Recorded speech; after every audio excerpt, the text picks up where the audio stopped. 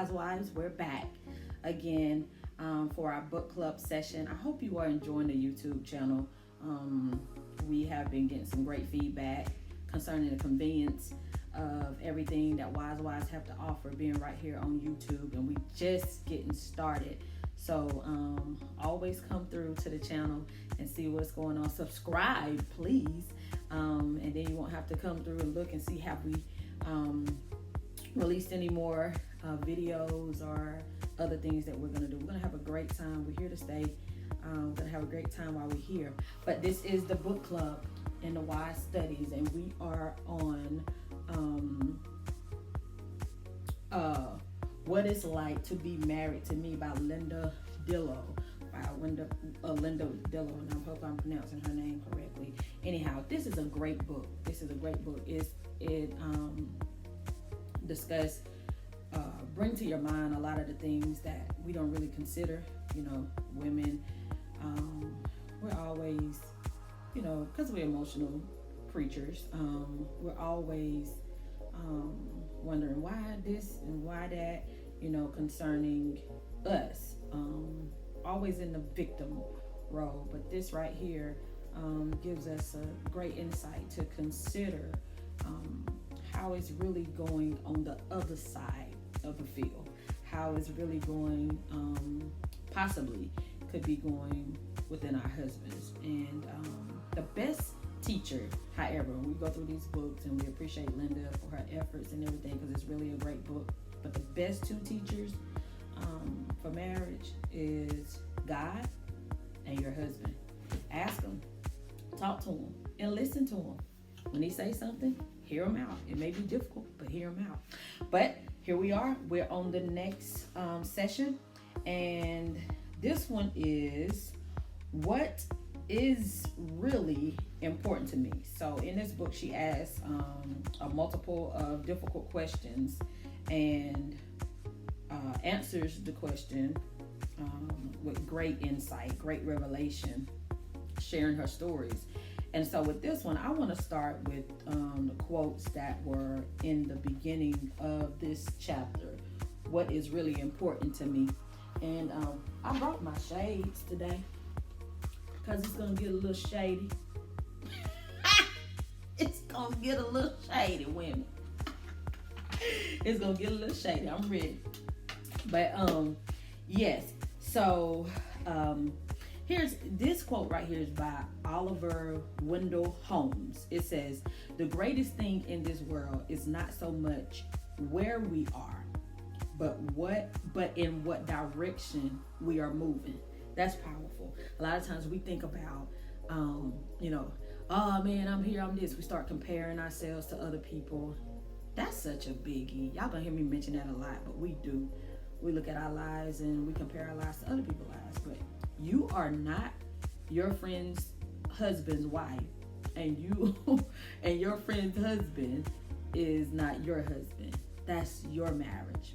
And if we just think about that, what we are going through, what Oliver Wendell Holmes, how I receive it is that, you know, a lot of times we look at what we are in right now, but life is a journey. Your marriage is a journey.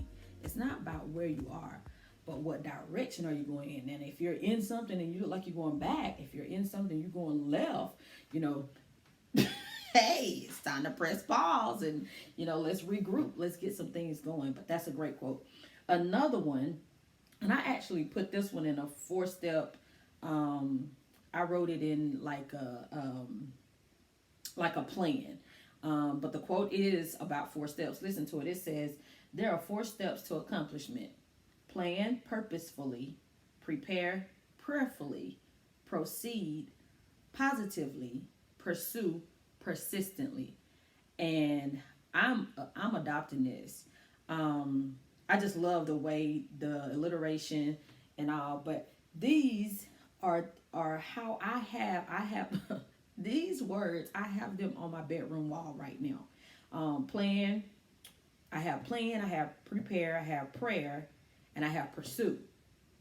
And here it is: plan purposefully, prepare prayerfully, proceed positively, pursue persistently. So you know I already done ripped up mine and put this right here. This is so powerful.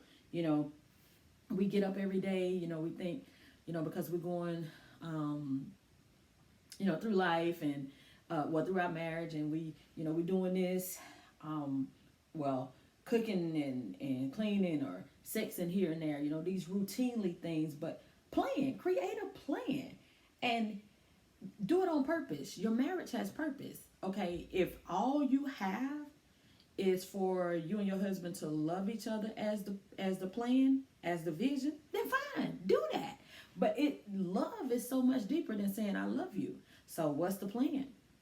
How are you going to love? If love is your only goal and we're going to talk about goals later on, but if love is your only goal, then what's your plan to love in its entirety, in its fullness? Remember, the introduction was not by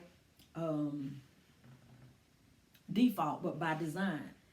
And by design means to live it out in its entirety, fulfillment. I don't know why I can't think of the word, but anyhow, no shade. Don't come this way. No shade now. Don't come.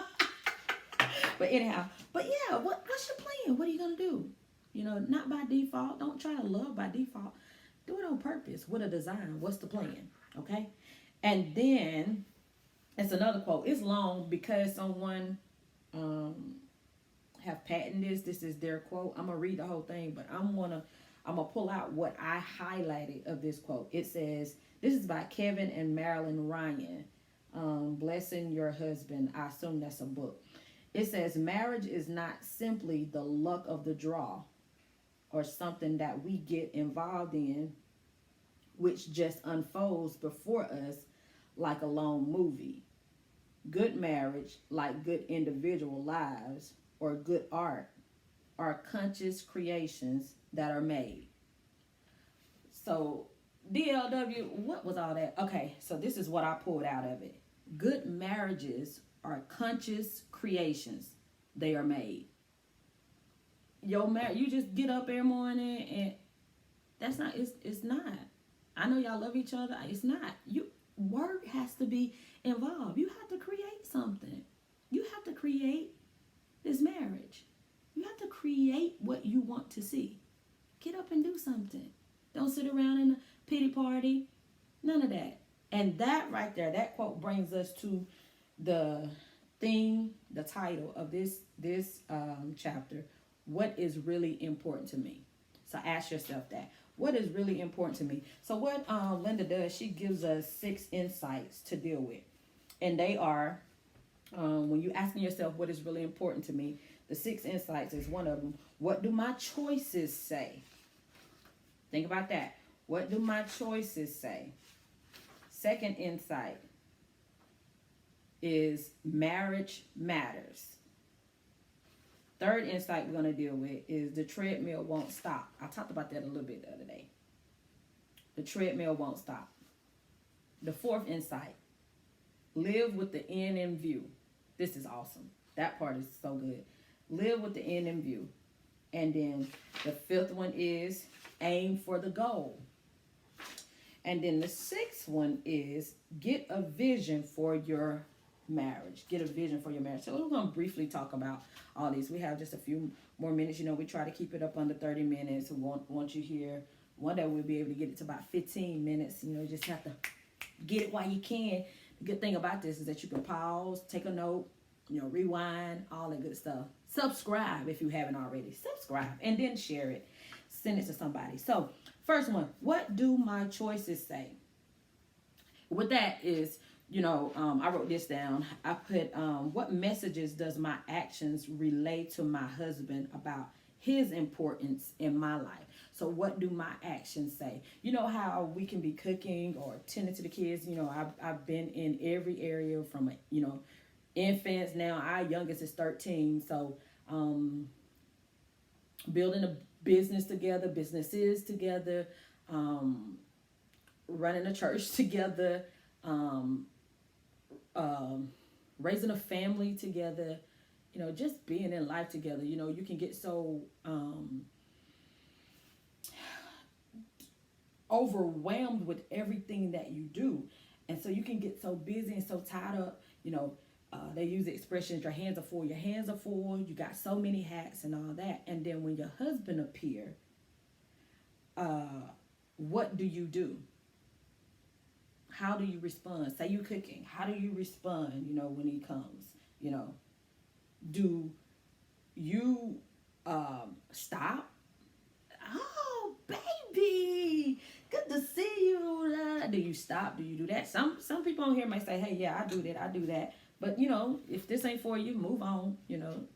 Fast forward, go to the next thing. But for those who may not,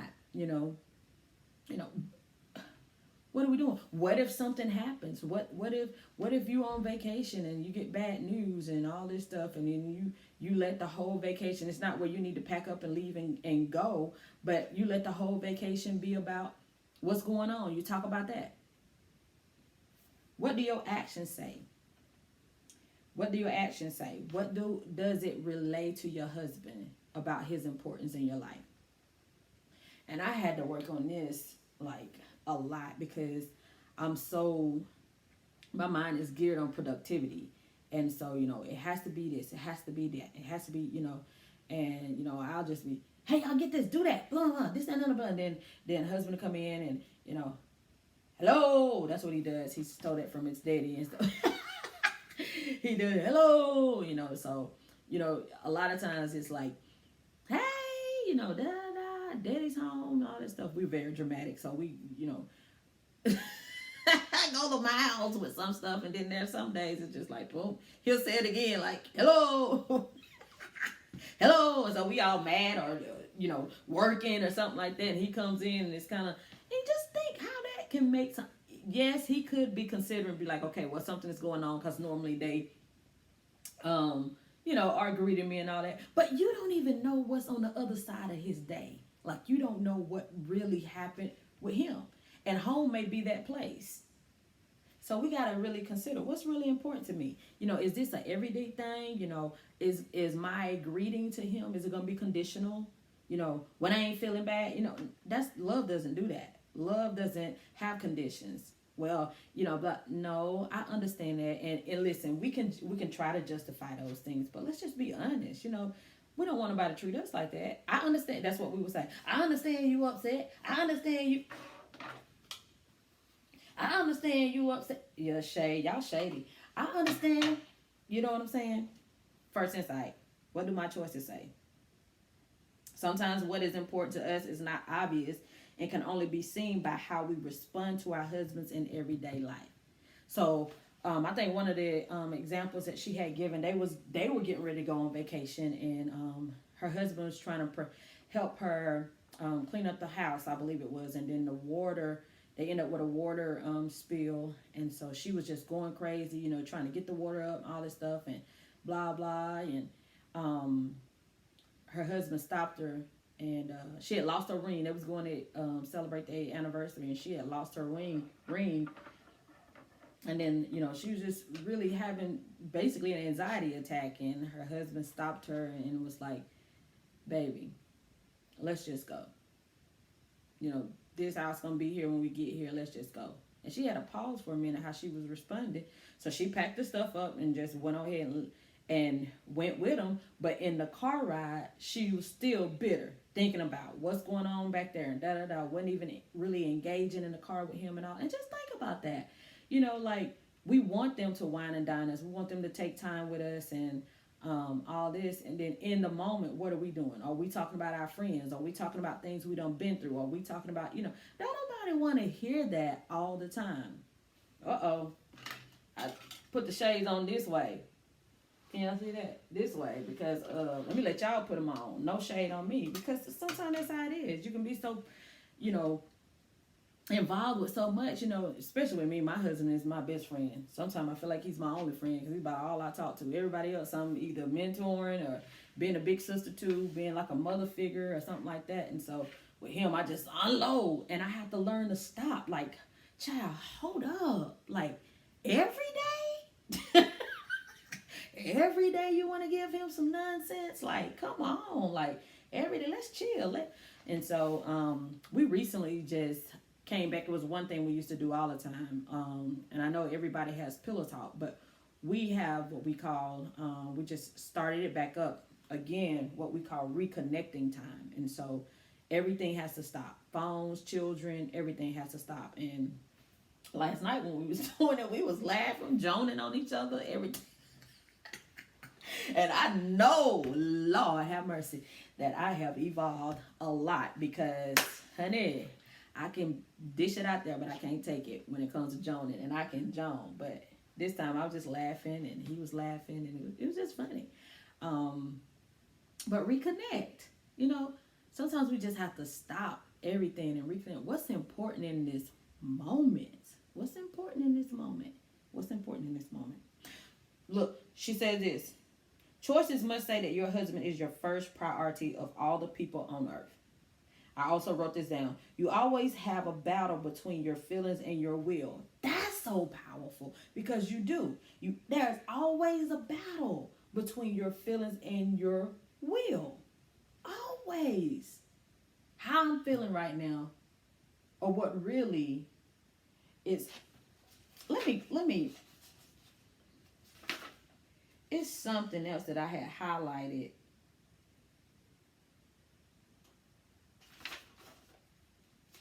Let me see.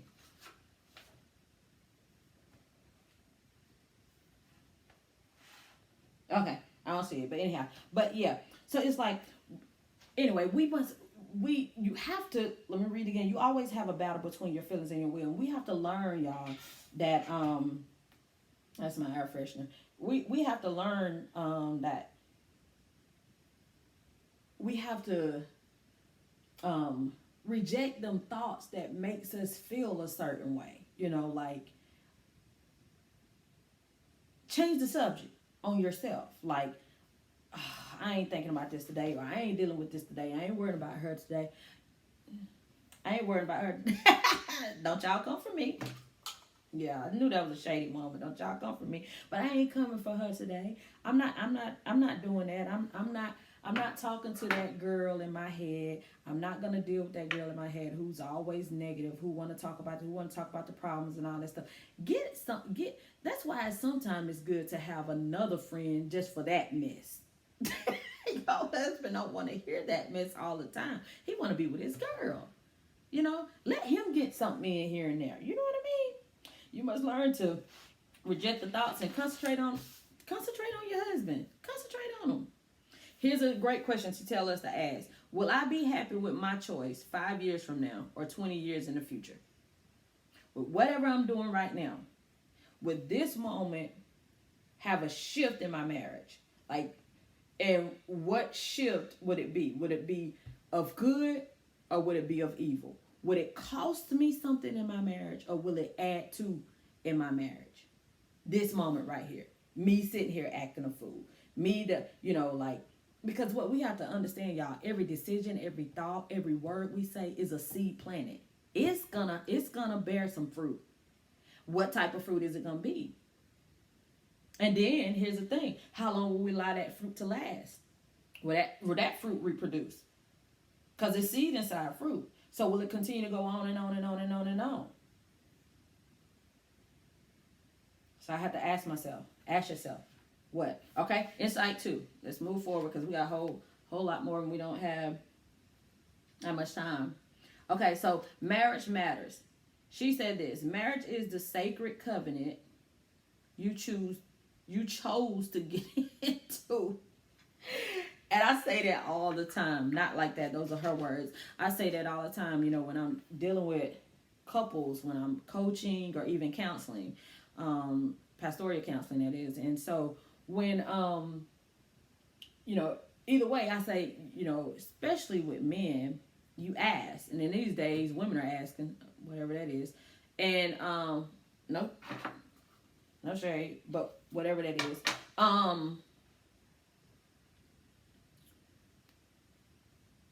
You decided to be here. You made a decision for whatever reason. Remember, we even said that at the beginning. Why did I get married? Whatever your reason is, that's between you, your God, and your husband. Okay? Any husbands watching this and your wife. Okay? All right. You're here now. and you decided to be here. You made a choice. So now that you're here, you got to understand that regardless of why you got here, marriage matters. Listen, even if it don't matter to you, it don't matter to you enough to make some decisions to let it progress into a higher dimension. If it don't even matter to you, you want to stay on this plateau, it matters to God. Marriage matters to God. You see, he was all involved in it. Even if you felt like you got the wrong person out, God was still involved in it. He was still involved in it. He believed in the covenant of marriage. If you put it in his hands, go by his design, even if you feel like you with the wrong person right now. If you put it in his hands, go by his designs, I promise you the shift will happen, because marriage matters to God. So what may not be important that important to you? And you may say it is, but are you really investing the time to say my marriage really is important? All right. But what may not be important to you, or is important for those of us who saying it's really important. Okay. But what may not be important to you is important to God. It's important to God. It's important to him. It's a covenant between two people, and he bringing it to make us one. And it's a direct reflection of his love for us as a bride. We're his bride as the church. And those who are not believers, we can talk a little bit more in depth with that to let you understand that. But that we're called the bride of Christ. We're his bride. And so, and all in the scriptures, especially in the Paulines, where the Apostle Paul is really talking, he's always talking about us being unified, that we're one body, that we're supposed to be one. We represent Christ and all this. And that's the same thing with marriage. It matters to the fact that God is showing forth his relationship with us as a people. We're always supposed to be forgiving, always supposed to be supportive, always supposed to be encouraging each other, always supposed to be lifting each other up, edifying each other, forgiving each other, covering. Bible says love covers a multitude of sin. It matters that much to God that we show his love for his people through marriage. That's where it starts. If not, then why he didn't send Jesus first and start a church? Why he didn't, he started off with a man and a woman. That's how he started off. Brought them together. It matters to God. And that was his original design, to make everything shake and move on this earth through one man and one woman. Woo! Y'all didn't hear that. Through one man, one woman. One man, one woman. One husband, one wife. And I tell you, me and Justin Williams, Mr. and Mrs. Williams, are grabbing hold to that vision. I want you, Mr. and Mrs. whoever, Mr. and Mrs. and that ever, and Mr. and Mrs. Y ever. I want you to grab that and understand it matters to God that you come together. You come together and work it out and work it over and work it through. Just work it. Just work it, because it matters to God. All right. Insight three. The treadmill won't stop. I'm gonna go real quick through this one, because this basically kind of talks about some of the things I talked about earlier, about how life is just always going. It's always going. We're trying to do this. We're trying to do that. We're trying to do this. We're trying to be this. We're trying to be that.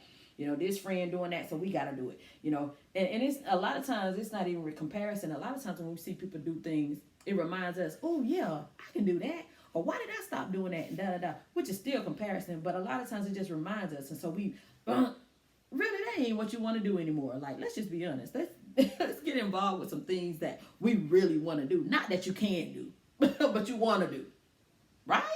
Or ordained to do is the better thing.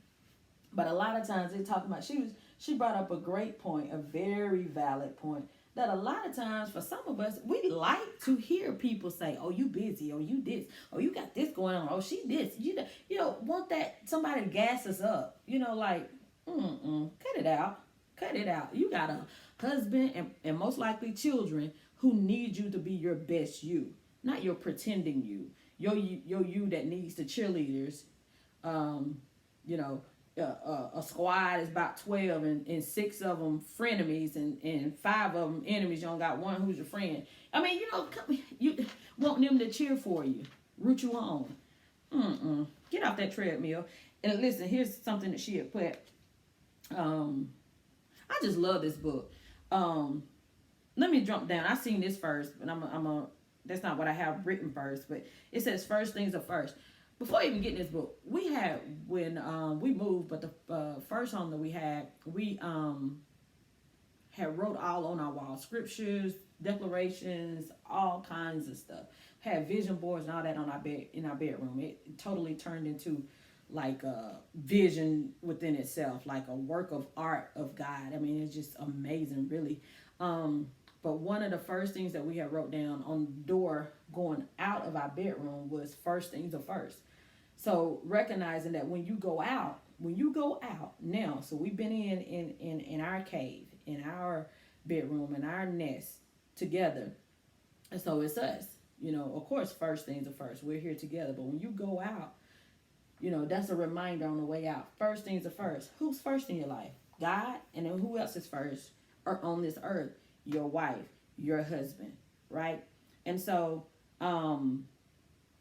she points out, which is so good, when the disciples were asked the Lord, what is the greatest commandment? And the Lord answered, he said, first, love the Lord your God with all your heart, with all your mind, with all your soul.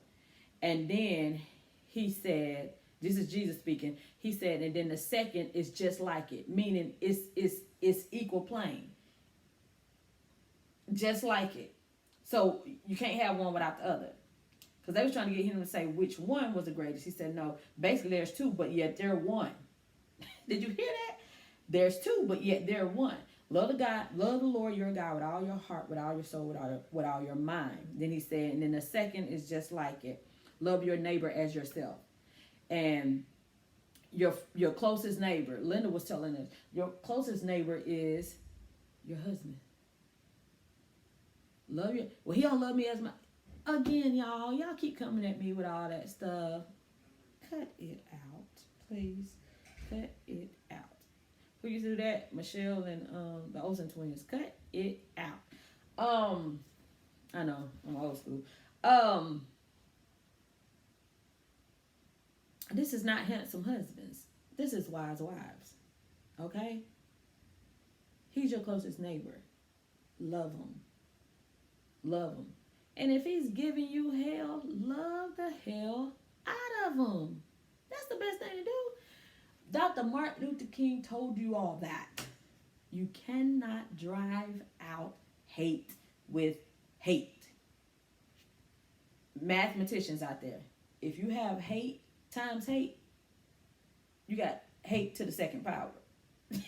Hate to the second degree. Hate to the second degree. That's what you got.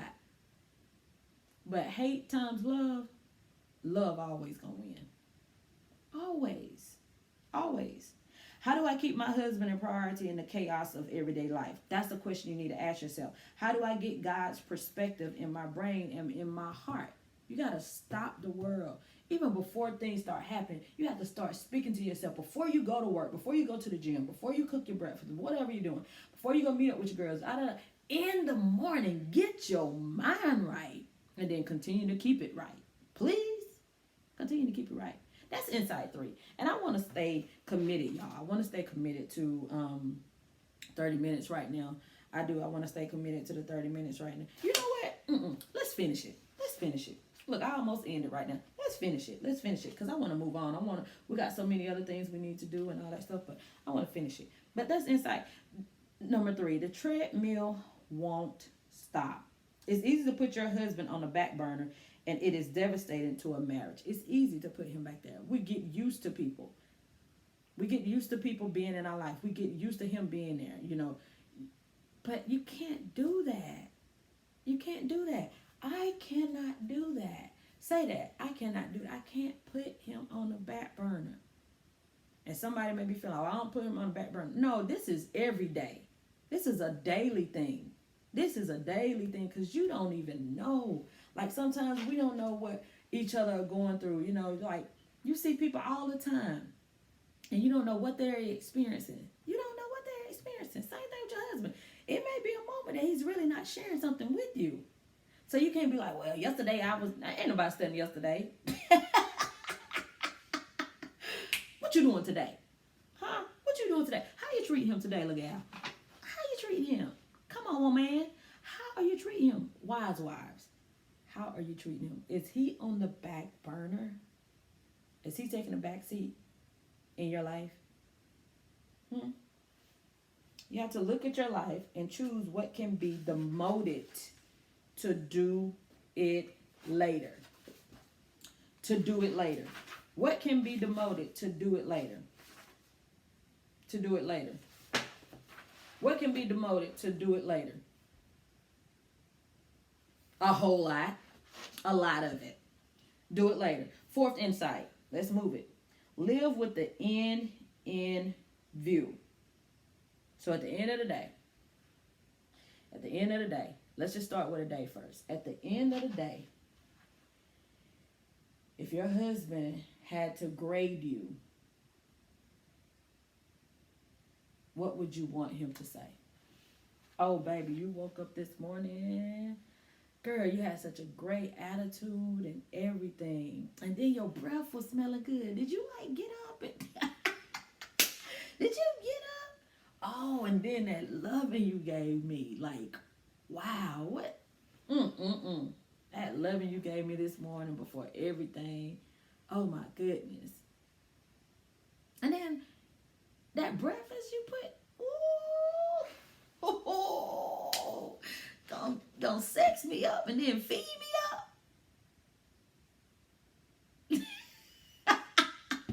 Huh? But at the end of the day, y'all, at the end of the day, what would you want? What would you want him to say? How would he grade you? That's how your mind got to be thinking. We're servants. We're servants. We're servants. I'm not just talking about as wives, as people. We're servants. It's in you to do that. That's where I was going with that. It's in you to serve him daily. It's in you. I promise it'll make everything better. You'll be able to forgive a little bit more. Watch what comes from that. Challenge. 3 days this week. 3 days. 3 days. Well, you know, a lot of these release on Wednesdays, some of them on Saturdays, however. But whenever, for the next 7 days. How about that? Within the next 7 days, 3 days within this week, I want you to serve like crazy. Serve like crazy. Watch what happens. Serve like crazy. Have it in your mind. Okay, I'm about to serve this man up. Let me cater to you. I don't even remember the words. I don't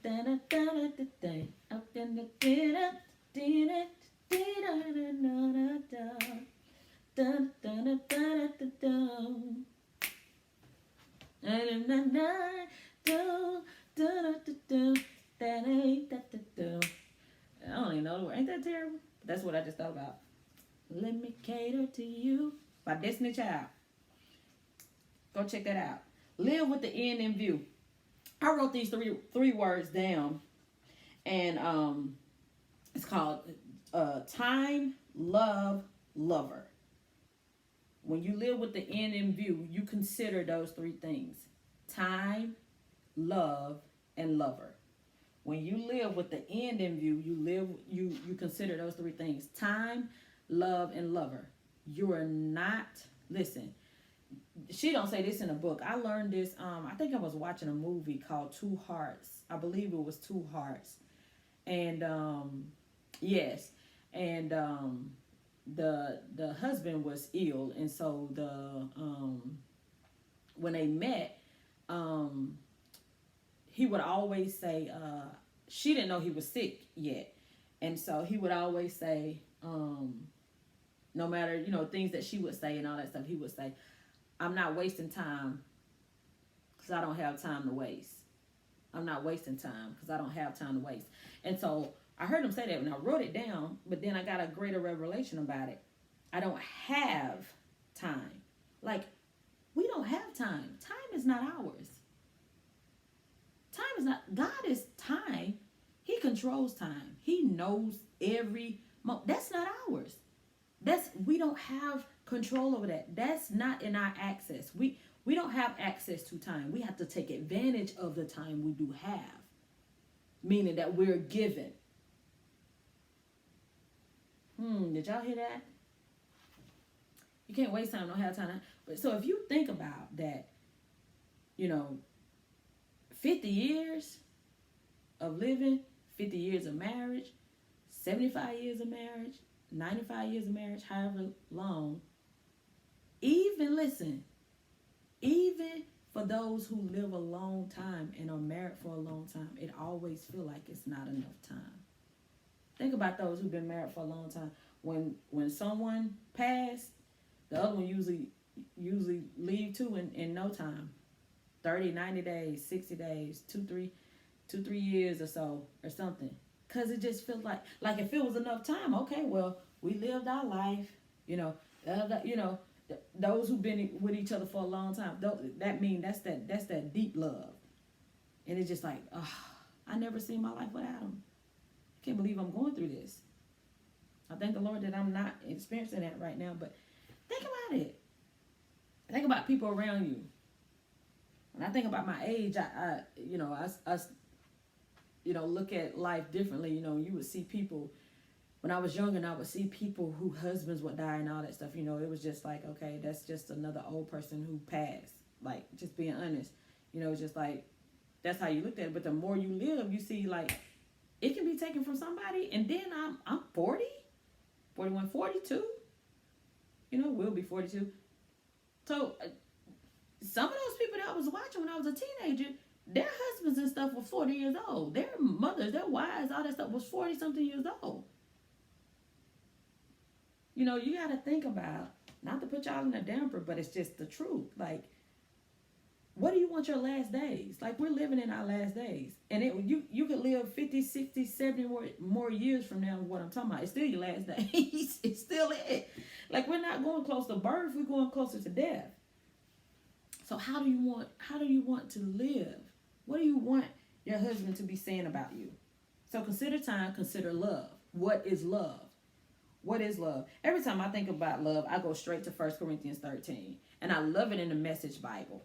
Look it up. Go to it in the Message Bible. It gives some of the greatest examples concerning love. Like how it's not boastful. It don't puff up. Bring that down. Love don't do that. Like, come on, sugar. Chill for a minute. That's not love. Don't tell me you love me if you ain't acting like 1 Corinthians 13. I'm going to bear with you for a minute. I'm going to be merciful. But check out 1 Corinthians 13. That'll stop all of us from saying I love you. I love you. Well, it may not stop us from saying I love you because it's 4 different types of love. But the thing about it is, if we're trying to be love, if you want to be love, go to 1 Corinthians 13. Let it help you. All right?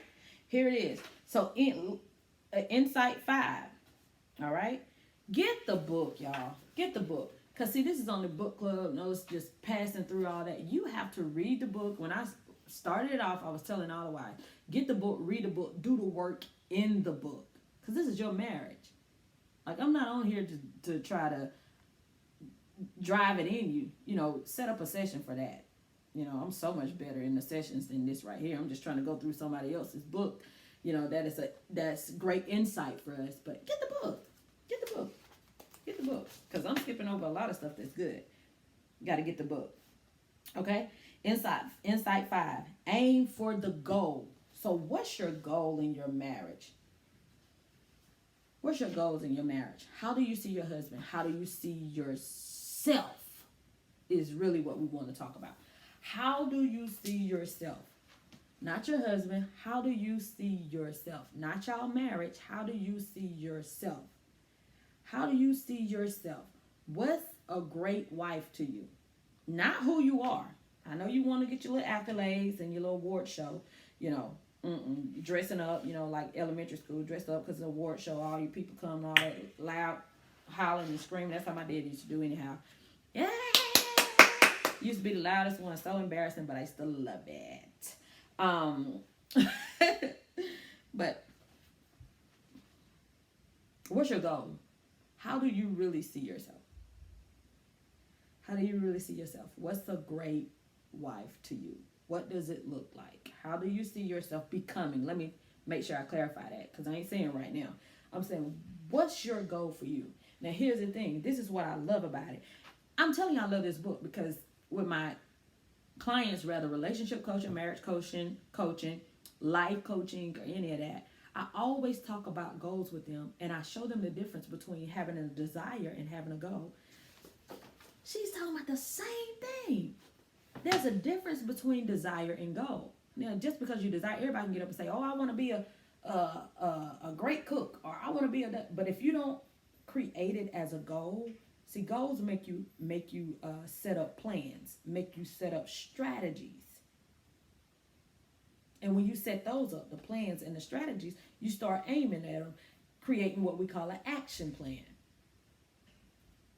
Other than that, if you're not doing that, and then marking yourself,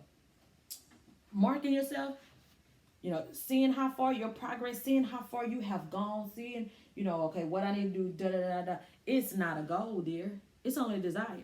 You can wake up every day and say, "Oh, I want to be a good wife," and just lay in the bed, go to work, come back, and it's just a desire. It's in your heart. And really, after so long, because what's in your heart will come out, pretty soon it's not even a desire. You just wishful thinking.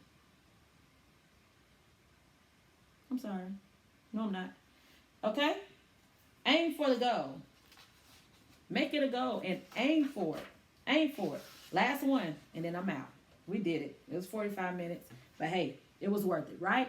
Like it, share it, comment, send it to somebody. I did say share it. But yeah, subscribe. Let's go. Number 6, the best thing you could ever do. Get a vision for your marriage. Get a vision for your marriage. Listen to this. I'm going to read it straight from the book. It says, a marriage purpose statement is your conscious creation of who you want to become. Notice that. Who you want to become. Not who you want your spouse to be. Or y'all to be collectively. But who you want to become. You're the atmosphere setter. I teach wives that all the time. You are the atmosphere setters. You got an attitude? Okay. Don't get upset when attitude comes back. I have to check myself all the time. Oh, because I always think I'm right, baby. You better get with the program. I'm always right. You hear me? Always. Oh, yeah, you too. Don't y'all shade me. Don't shade me. You know you think you're always right. But anyhow, back to it. Get a vision for your marriage, which means who you want to become. I just came back from the love self-care journey. Is something the Lord had given me concerning my clients and all. And so I always do it myself. I don't ever give my clients anything that I'm not doing myself. And so, I revisited my goals concerning me as an individual. And then as an individual, I cannot forget that I'm a child of God. I'm a wife. I'm a mother. I'm a leader. I'm a business owner. I had to consider all that. But at the forefront of all that is me. You have me, and then you have all these tiers. Whatever I want my business to be, it starts with whoever I'm going to become. Whatever I want my team to be, it's a direct reflection of whoever I'm going to become. Whoever I want my children to be is a direct reflection of whoever I'm going to become or am. And whatever I want my marriage to be is a direct reflection of who I'm going to become or working on being. Aim for the goal, not just a desire. What do you want to be? Regardless. Your husband husband may be mean, he may be angry, he may be all that. Let me tell you something. It didn't start with you, so don't take it personal. You just be the love that he needs. Like, be the lover that he needs, and help him, embrace the time that y'all have together. Help him want to come and cuddle in your arms. Feel that safe haven. Feel it. Get a vision for your marriage. Again, a marriage purpose statement is your conscious creation of who you want to become. It outlines your goals as a wife, the things you can do to become the wife you want to be. Amen. My phone ringing, I don't know where it is. But anyhow, we're done. Let me read this last thing to you, then we'll go. Why's the phone ringing?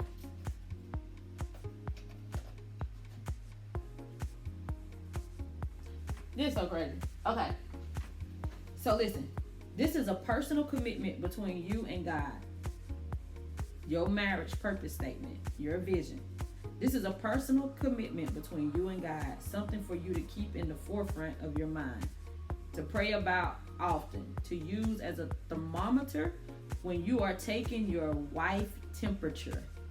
It is something to go back to and reflect on each anniversary when you thank God for your husband and for the growth in your life and relationship during the preceding year. Marriage purpose statement, and then also which becomes the vision for your marriage. All right. Listen, this has been Davilyn L Williams. I appreciate y'all for joining me today on the Wise Book Club and Wise Study. We're in What It's Like to Be Married to Me by Linda Dillow.